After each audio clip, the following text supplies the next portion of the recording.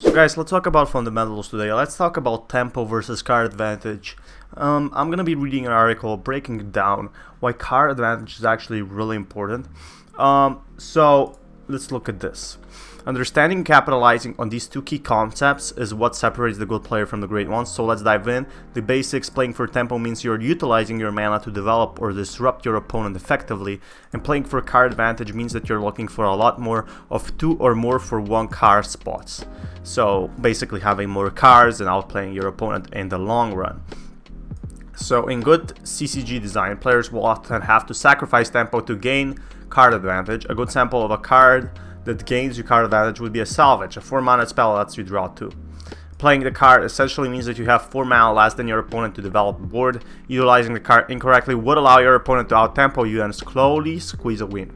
Playing in the correct spot, however, gives you 2 extra colors to find what you need to finish the game. Then finding an EO spot of the game to play a card like salvage will often be the difference between a win and loss. First and foremost, in Runterra, we simply play every single card we have in our hand in the first turn. You keep in mind that units and spells cost mana, blah blah blah. Okay, we know that. So we're playing a Swain deck, right? That's the most top tier deck. The earliest that we could play the card is on turn 3. We can save 1 more mana from the previous 2 turns to do so, but at the cost we're allowing our opponent to develop their board in the earlier stage of the game and in turn out-tempo us. So naturally playing a card like Salvage isn't ideal on turn 3, you don't want to do that. During the mid stages of the game, turn 4 to 7 is where we have a possibility of squeezing in. So we can play House Spiders and Petty Officers. Both of these cards enable us to play tempo while gaining card advantage. These are really good cards. We have great stabilizers, cards like Flock, which are super efficient at removing threats with Chump Block or TF Gold Red. Like Ravenous Flock is so strong. So have cards like Arcanite Sentry that can swim tempo in our favor. So for example, we can activate Ravenous Flock. It's such a good card. So this is the biggest threat, like Swain. The early tempo, it basically gives you a huge advantage. So this is what it gets difficult. We have several lines placed we can take on, and one positive or negative impact. Identifying the exact timing or turn to play salvage during the mid stages of the game can close you the game. It's the difference between fighting and playing Avidian or Rex on 8.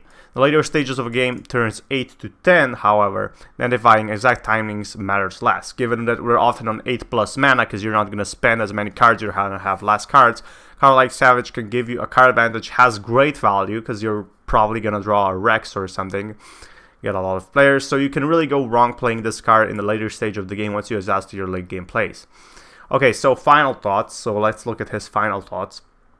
This concept is really difficult to discuss and explain, but it's often situational. That being said, we can come up with quick and easy cheat sheet. This is what you're probably looking at.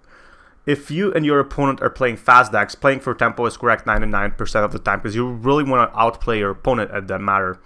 So if you and your opponent are playing control decks, while early tempo plays can help transition to smoother late game, playing for card advantage is correct 90% of the time, which I definitely do.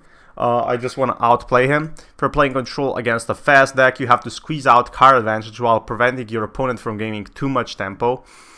I mean, you could really have to kind of force it off. You want to have board control, really.